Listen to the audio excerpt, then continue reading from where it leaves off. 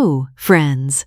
Welcome back to the final chapter of this story filled with betrayal, danger, family secrets, and unexpected love. Faley is still recovering from public humiliation when Raga admits that his feelings for her are real. But just as trust begins to grow, a shocking rumor, a mysterious man claiming to be her father, and a criminal plan turn her life upside down. The family she always dreamed of may be a lie, and the people who once rejected her may become the only ones willing to risk everything to save her. Stay with us until the end, because this finale reveals who loves Faley, who betrays her, and why her past is far more dangerous than anyone imagined. Hello, everyone, and welcome back for the final episode of Private Bodyguard. If you have not watched the first part yet, you may want to catch up before continuing, because this chapter picks up immediately after Raga tells Jordan that he has real feelings for Faley. Jordan studies his brother for a moment and asks whether this is only another passing attraction or something serious. Raga answers without hesitation. He says he is completely serious about her. Jordan accepts the answer with surprising calm. He tells Raga that Faley is kind, brave, and far more sensitive than she appears. If Raga ever needs help understanding her, Jordan is willing to support him, but he also makes Raga promise that he will never play with her emotions. Raga agrees and says he will do everything he can to keep her safe and happy. At school, Faley is still dealing with the humiliation caused by the video of her confession to Jordan. Several classmates whisper when she walks past, and a few openly tease her.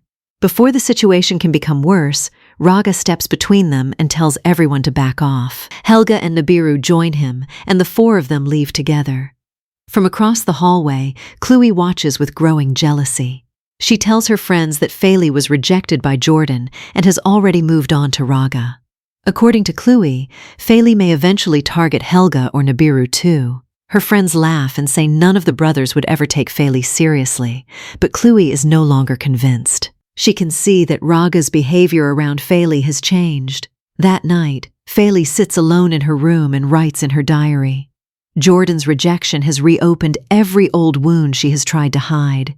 She wonders whether she is simply unworthy of love. Her birth parents left her. The family she imagined never returned, and now the first boy she trusted with her feelings has turned her down. She knows Jordan did not intend to hurt her, but knowing that does not make the pain disappear. Tears fall onto the page as she writes. Outside her door, Jordan paces back and forth, wanting to apologize again, but afraid that his presence will only make things harder. When Faley does not open the door, he finally goes downstairs. The brothers notice that Faley has skipped dinner. Raga says he already asked her to come down, but she claimed she was not hungry. Helga bluntly tells Jordan that he should be more careful. Unlike Helga, who never acts romantic towards someone he does not like, Jordan is naturally gentle and attentive. Faley may have mistaken that kindness for romantic interest. Jordan admits that he feels terrible and picks up a plate, but Raga stops him. He points out that Faley is deliberately avoiding Jordan, so forcing another conversation right now would only embarrass her. Nibiru suddenly takes the plate and says he knows exactly what she will eat.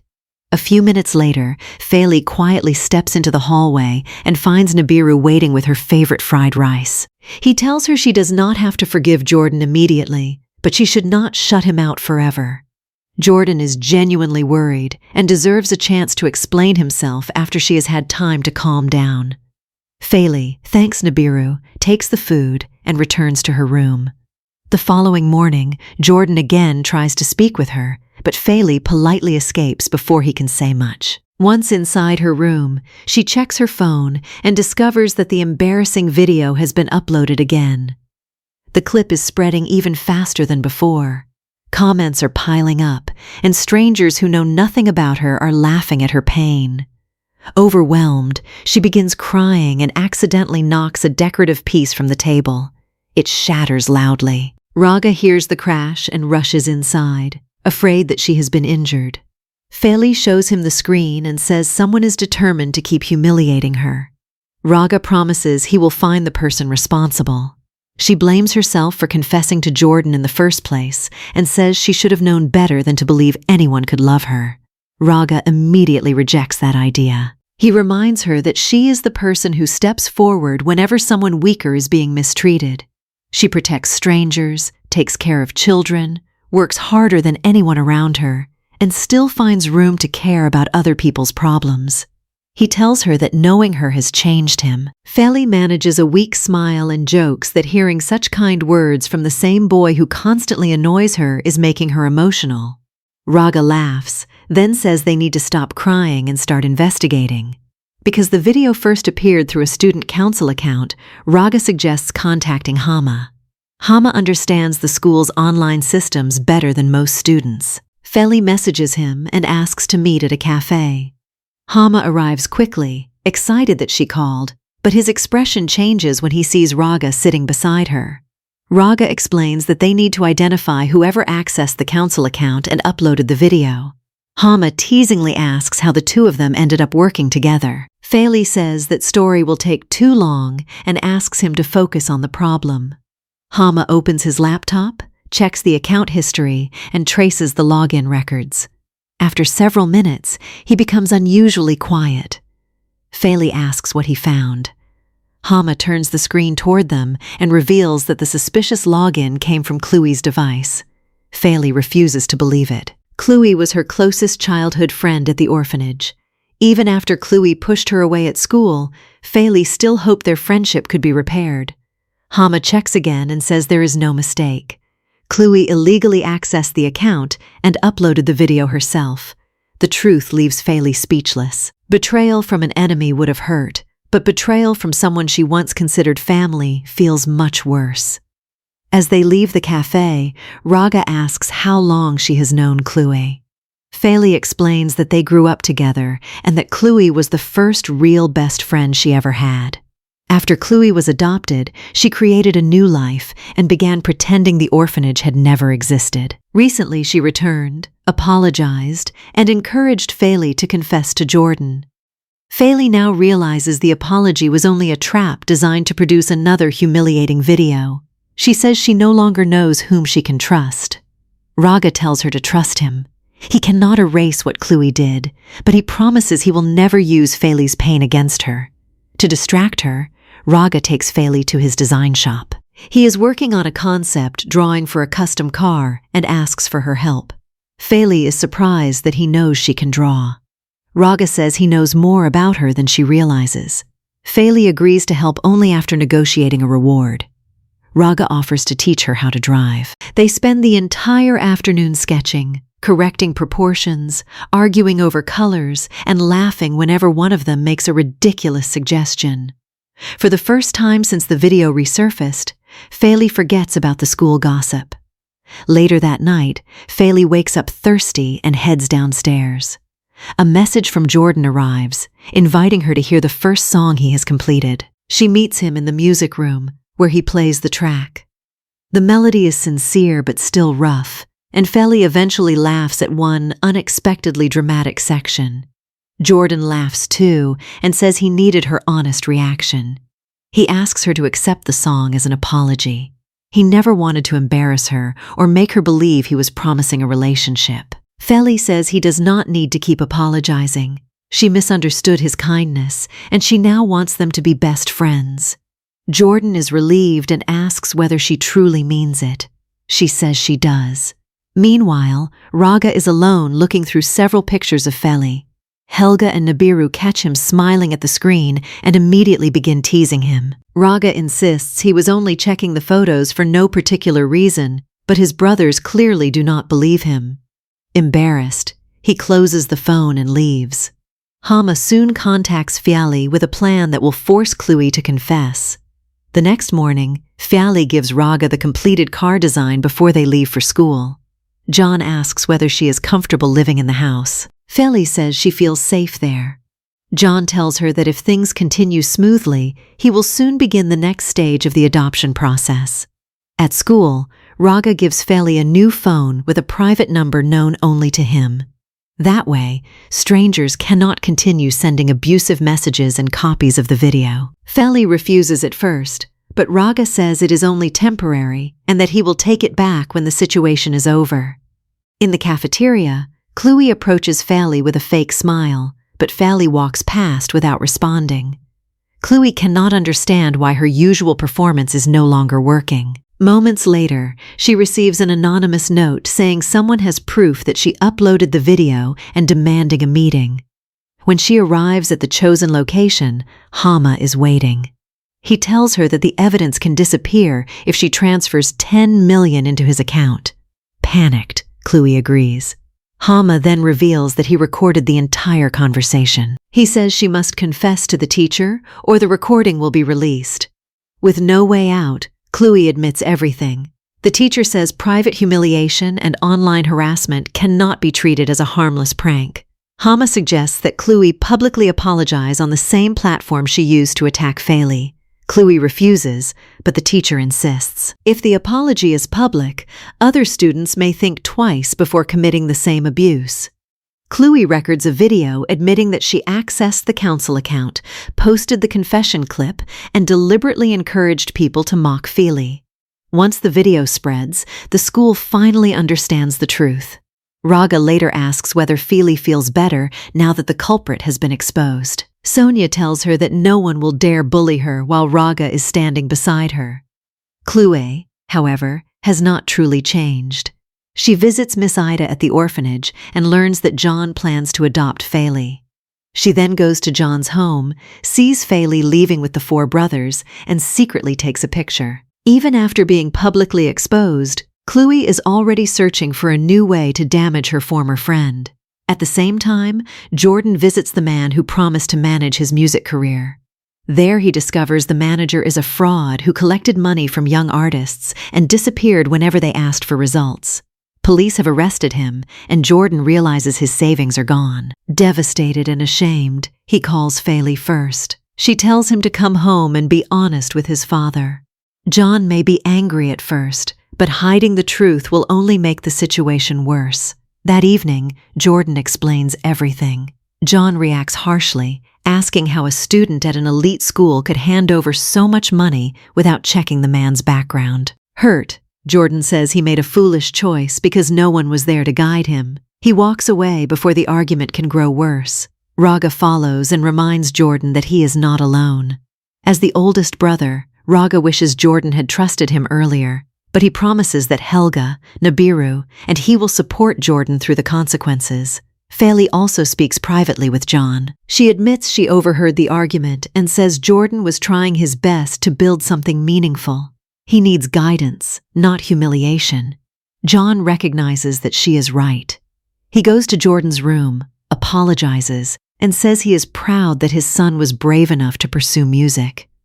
Losing money hurts, but failure is part of becoming wiser. John shares stories of the times he was deceived while building his own career, then asks Jordan to play a song. Music repairs the distance between them more effectively than another argument ever could. The fragile peace ends the next morning. When students arrive, a new rumor is spreading across every group chat. An anonymous post claims Feli is not an orphan at all, but John's secret biological daughter.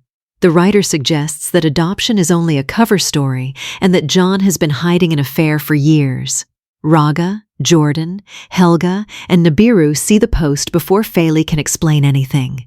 Instead of questioning the source, they react emotionally. Helga asks whether this is the real reason John suddenly wanted to adopt her. Nibiru wonders how much their father has kept from them. Raga, still carrying old anger about John's past secrets, demands an answer. Feli is shocked that the same people who recently promised to trust her can believe a random internet story. She tells them she will not defend herself against a stupid accusation created by strangers. Their suspicion hurts more than the rumor itself. She walks away before they can see her cry. John also discovers the story online and immediately recognizes it as a deliberate attack. While his office begins preparing a response, Feli returns to the orphanage and seeks comfort from Miss Ida. Before she can explain everything, a man named Adressus arrives. The moment he notices the butterfly necklace around Feli's neck, he says he has come specifically for her. He introduces himself as her biological father. Feli cannot speak. For 16 years, she has imagined this moment in 1,000 different ways. But now that it is happening, she has no idea whether to believe him. Adressis explains that he originally bought the necklace for Faylee's mother because she loved butterflies. After Faylee was born, her mother placed it around the baby's neck. He shows an old photograph of a young woman holding Faylee and wearing the same necklace. Miss Ida recognizes the woman as the person who brought Faylee to the orphanage. Adressis says they never intended to abandon her permanently. Faylee's mother became seriously ill, and he was financially and emotionally unable to care for a child. They planned to return once she recovered, but the illness took her life. After his wife died, he fell into severe depression. Every passing year made him feel more ashamed, and shame eventually became another reason to stay away. He says he has finally gathered enough courage to stand in front of Faylee and ask forgiveness. Miss Ida asks whether he knows John is preparing to adopt her. Adressis says the choice belongs entirely to Faylee. He will not pressure her or demand that she leave with him. He gives her his phone number and says she may contact him whenever she is ready. Faylee asks for time. Back at home, the four brothers confront John about the rumor. John firmly denies it, but Raga says trust is difficult because John once hid another relationship from them. Years after their mother died, John became involved with a woman and considered marriage. Raga discovered the relationship unexpectedly, felt that his mother was being replaced, and left for the United States in anger. That memory still affects how he responds to secrecy. John explains that the internet story is completely false. He wanted to adopt Faylee because their mother always dreamed of having a daughter. He also saw how Faylee's presence had begun changing the atmosphere in their home. The brothers were laughing together more often, supporting each other, and slowly becoming a family instead of four separate young men living under one roof. Helga and Nibiru realize how unfairly they treated Faylee. Jordan says she must be frightened and hurt. Raga sits silently, remembering his promise that she could trust him. At the first difficult moment, he failed her. John calls Faylee repeatedly that evening, but she does not answer. She is overwhelmed by two impossible choices: the family that wants to adopt her and the man claiming to be the father she waited for her entire life. Meanwhile, John's company warns that the scandal is damaging its public image. John orders his assistant, Rama, to investigate who created the rumor and to prepare an official report. Messages from the brothers begin arriving. Raga apologizes and begs her to return. Jordan says he now knows the accusation is false. Helga and Nibiru admit they reacted without thinking. Faylee reads everything but cannot answer. Her face is now circulating online beside cruel labels describing her as John's illegitimate child. She feels as though every attempt to find a family ends with public shame. After a sleepless night, Faylee tells Miss Ida that she has decided to move in with her biological father. Miss Ida does not tell her what choice to make. She simply says that Faylee deserves the freedom to decide what family means to her. Faylee calls Raga and asks to meet. He offers to pick her up, but she says she will come on her own. When they meet, Raga apologizes again for believing the rumor. Faylee says she understands why he reacted emotionally, especially after learning about the secrets from John's past. She does not want their last conversation to become another argument. Then she reveals that her biological father has returned and that she plans to live with him. Raga's expression falls, but he forces himself to support her. He knows she has spent her entire life hoping for this chance. Before they separate, Raga takes Faylee to the car built from their design and begins teaching her to drive. He wants to create one more happy memory with her. While she concentrates on the road, he imagines confessing his love and asking her to stay. In his fantasy, she returns his feelings. In reality, Faylee catches him staring and jokes that he must be daydreaming about another girl. Raga denies it. At home, the brothers are stunned to learn that Faylee is leaving. Helga asks whether Raga can convince her to stay, but Raga says they cannot be selfish. Faylee has finally found the family she has wanted since childhood. When she enters, Nibiru asks whether she truly wants to go. She says yes. She thanks all four brothers for every lesson, argument, meal, and moment of protection. John joins them, and Faylee thanks him for giving her a home when she needed one. John says leaving does not have to end their relationship. He asks her to stay in contact, and she promises she will. John meets Adressis and asks him to care for Feli properly. Adressis calls her his only beloved daughter and promises she will be safe. Feli leaves with him. That night, the brothers sit together remembering how much she changed their lives. Nibiru misses cooking beside her. Helga remembers her strange plans and stubborn honesty. Jordan remembers how she came to his studio while sick because she wanted to support his music. Raga says quietly that the people we love most are often the ones whose absence hurts the most. Helga directly asks whether he loves her. Raga avoids the question, but everyone already knows the answer. Adressis tells Feli they will not go directly home. He has rented a beautiful vacation villa where they can spend several days getting to know each other. Feli is touched by the idea. Inside the villa, a large meal has been prepared. She reaches for her phone to record the room, then discovers the device is missing. Adressis says she probably left it in the car and promises to look later. While they eat, Feli asks what caused her mother's illness. Adressis avoids the question, saying the subject is too painful. Instead, he describes her mother as warm, beautiful, and kind, someone who would have been proud of the young woman Feli became. Feli accepts the answer for now. Adressis says he must meet a client the next day, but promises they will spend more time together afterward. He apologizes again for returning so late. Feli says she forgave him before he even asked. Everyone makes mistakes. Back at John's home, Raga cannot stop thinking about her. He sends a message asking whether she arrived safely. At the villa, Adressis claims Feli's missing phone was not in the car and offers to buy another. After he leaves the room, Feli secretly opens the private phone Raga gave her. She messages him, grateful that she still has a way to communicate. The next morning, she tells Raga that her regular phone disappeared and that she is using his spare device. Raga asks whether she reached her father's home.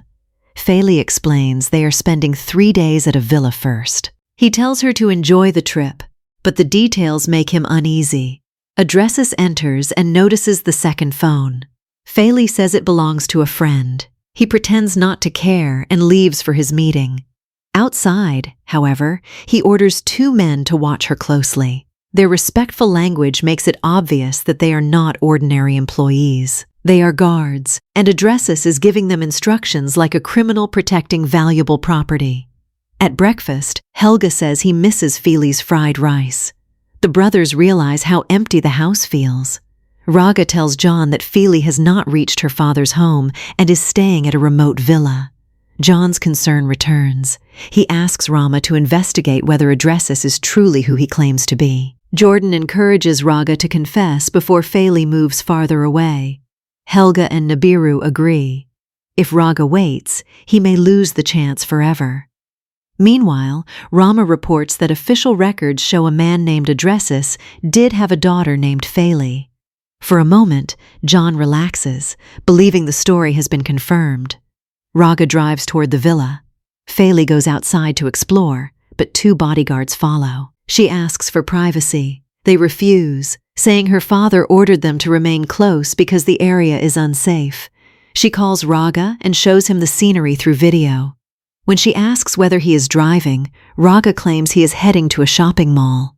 Feli says he should forget shopping and visit because the place is beautiful. Raga asks her to send the location and says he may come if he has time. He does not reveal that he is already traveling toward her. Elsewhere, John visits his late wife's grave. He says he misses Feli because her presence reminded him of the daughter they never had. As he turns to leave, he notices another grave nearby bearing the name Adressis. The dates suggest that this man died years ago. John immediately calls Rama and orders a deeper investigation. Someone may have stolen the identity of Feli's father. Raga reaches the villa, but the guards remain close to Feli. She returns to her room, waits until they are distracted, climbs over a wall, and meets Raga outside. The moment she sees him, she throws her arms around him and tells him to drive before anyone notices. Raga takes her to a quiet public area where she finally feels free. Feli says the guards make the villa feel like a prison. Raga suggests her father may be overprotective, But Feli cannot shake the feeling that something is wrong. They buy ice cream, sit together, and enjoy the first peaceful moment she has had since leaving John's house. Raga gently ties back her hair when the wind blows it across her face. He finally finds the courage to speak. He says he likes her deeply and does not know exactly when friendship turned into love. Since she left, the house has felt empty, and he has missed her more than he thought possible. Startled, Feli stands and walks a few steps away. Raga follows and says he truly loves her. He promises distance will not stop him. Even if she moves abroad, he will find a way to stay near her. She does not have to answer immediately. Feli smiles but says only that she may soon be moving very far away. Raga drives her back and asks her to call if anything feels unsafe. Inside her room, Feli hears Adresses speaking on the phone. His voice is cold and businesslike. He tells someone that the girl is ready, healthy, and untouched, so the price must be high. He adds that she is not actually his daughter but his niece, which means he can manage the paperwork without difficulty. The glass in Feli's hand falls and shatters. She runs, trying to call Raga, but the guards intercept her. They drag her back into the villa, bind her hands and feet, and cover her mouth. The man pretending to be Adresses is actually Andrew, the younger brother of Feli's real father. He used family photographs and information to make his story believable. His true plan is to sell her through a human trafficking network. Raga waits for Feli the next day, but she sends no message. At John's office, Rama arrives with the truth. The real Adresses is dead. Andrew, his younger brother, has a history of drug abuse, violence, and involvement in trafficking. John immediately calls Raga. Raga turns the car around and races toward the location.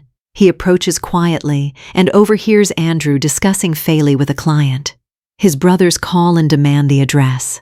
Raga tells them the place is dangerous and orders them to stay home. They respond that they are not asking permission. Feli is their family too. Raga finally sends the location. When Raga enters the villa, the guards attack. He manages to reach Feli but is overwhelmed and tied beside her. Andrew mocks them, confident that no one else knows where they are. Moments later, Jordan, Helga, and Nibiru arrive. Working together, they knock one guard unconscious and free Raga and Feli. The group escapes in a car, laughing with relief. Their relief does not last. The vehicle breaks down in the middle of an isolated road, and the guards are still following. The five run into the forest, but the men eventually catch up. A violent fight begins. Raga and his brothers use every advantage they can find, protecting Feli while separating the attackers. Together, they finally defeat the guards and escape. Helga asks why Feli's father would do something so horrible. Feli explains that Andrew is not her father but her uncle. She feels crushed because, for a brief time, she believed her lifelong wish had finally come true. Raga says she is not alone. The four brothers are beside her, John cares about her, and Miss Ida will always be family. Most importantly, she is safe. Jordan calls John and asks him to send help. Andrew then contacts John directly, demanding money and warning that he will continue hunting Feli until he is paid. John asks how much he wants. Andrew tells him to come alone and forbids police involvement. After the call, John quietly asks Rama to help prepare a plan. Once everyone returns home, Feli thanks the brothers for risking their lives. John apologizes, saying he should have investigated Andrew before allowing her to leave. Feli says what matters is that they are together now. John promises Andrew will never reach her again. Raga learns that John plans to meet Andrew with money. Knowing Andrew cannot be trusted, the brothers secretly follow. John arrives at the meeting point with a bag and tells Andrew to take the cash, disappear, and never approach Feli again. Andrew laughs and says one payment will not be enough. If John wants permanent silence, he must continue paying whenever Andrew demands it. Feli steps from hiding and asks what Andrew truly knows about her parents. He says he last saw them 10 years earlier and knows nothing beyond that. He only came after seeing Feli's face in the news and realizing he could exploit the situation. Andrew tries to leave, but his car will not start. Raga has disabled it. Jordan, Helga, and Nibiru surround him while police officers move in. Andrew is arrested, and evidence from the villa connects him to multiple crimes. 3 days later, television reports confirm that Andrew has been charged and sentenced. Feli and the 4 brothers return to school together. Raga walks with an arm around her shoulders, shocking everyone in the hallway. Chloe looks furious. Sonia accidentally spills a drink on Raga while staring, but he laughs it off and invites her to his birthday party. Chloe approaches Feli again, pretending she wants peace. When Feli refuses, Chloe changes tactics. She warns that dating Raga will damage John's reputation. According to her, John has already suffered enough because he tried to help an orphan. Sonia interrupts and tells Feli not to listen. Still, Chloe's words remain in Feli's mind. Feli asks Raga how badly the rumors affected John's company. Raga admits there was some damage but insists John can handle it. Feli interprets the answer through her deepest insecurity. She begins believing that every family she enters suffers because of her. To protect John and Raga, she decides to create distance. She returns to the orphanage and tells Miss Ida she may reject the adoption. Miss Ida says Feli should choose what genuinely brings peace, not what fear or guilt demands. Feli thanks her but remains convinced that leaving is the responsible choice.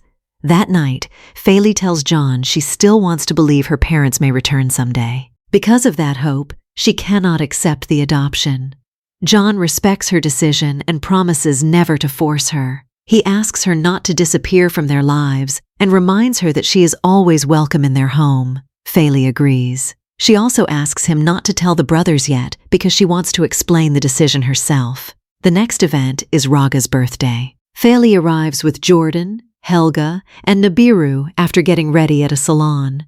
Raga cannot look away when he sees her. He extends his hand, but she refuses it, leaving him confused. During the party, Hama takes Feli aside and confesses that he has liked her since the first day they met. He asks whether she could ever feel the same. Feli apologizes and says she likes someone else. Hama asks who it is. The audience does not hear her answer, but her expression makes it clear. Raga later confronts her. He asks whether she is avoiding him because of his confession and reminds her that he promised to wait. Feli says she cannot accept his love. Raga asks her to look him in the eyes and say she feels nothing. She refuses and tells him to enjoy his party. Alone outside, Feli remembers every moment they shared and begins crying. Raga finds her.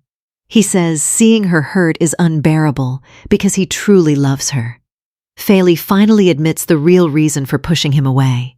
She believes her presence will create more problems for his family. Raga rejects that fear.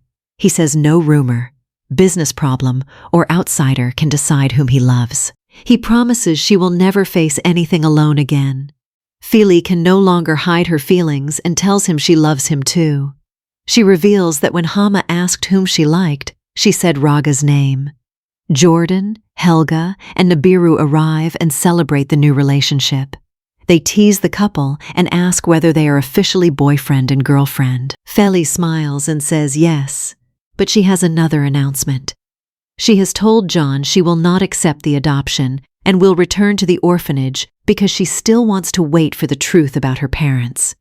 The brothers are sad, but they respect her decision. Her happiness matters more than keeping her in their house. Later, the 5 return home together. Feli enters expecting a quiet evening and freezes when she sees an unfamiliar woman meeting privately with John. The woman is the same mysterious client connected to Andrew. The episode ends before revealing why she has come, what relationship she has with John, or whether she knows the truth about Feli's parents. Feli has survived betrayal, public humiliation, false family, and a trafficking plot. She has also found love, friendship, and people willing to protect her. Yet the final visitor suggests that the mystery surrounding her past is far from over. That brings the final episode to a dramatic close. Raga and Feli have finally admitted their love, but Feli's family story remains unresolved. The stranger at John's home may be an enemy, a witness, or someone connected to the mother Feli has spent her entire life searching for.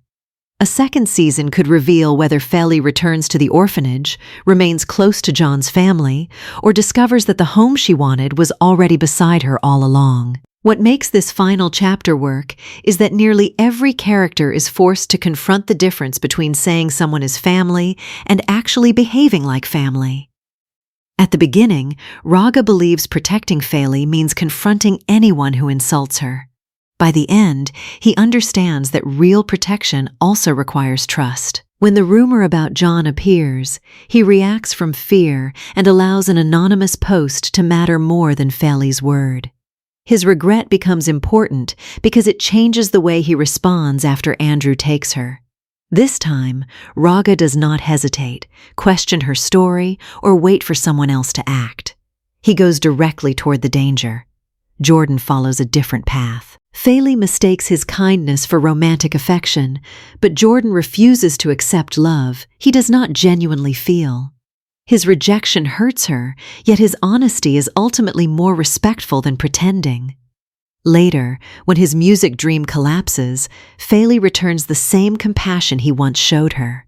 She helps John understand that Jordan's failure is not proof that he lacks talent. It is evidence that he needs experience and guidance. Their relationship becomes a strong friendship instead of a romance, which gives both characters room to grow. John's journey is equally important. He begins as a father trying to fulfill his late wife's dream of having a daughter.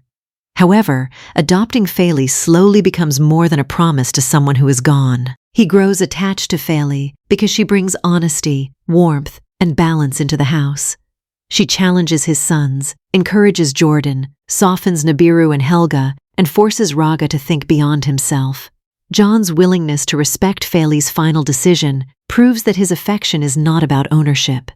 Even when she refuses the adoption, he refuses to punish or pressure her. Feli's greatest struggle has never been money, school, or even the cruelty of her classmates. Her deepest fear is that abandonment happened because something was wrong with her. Every rejection seems to confirm that belief.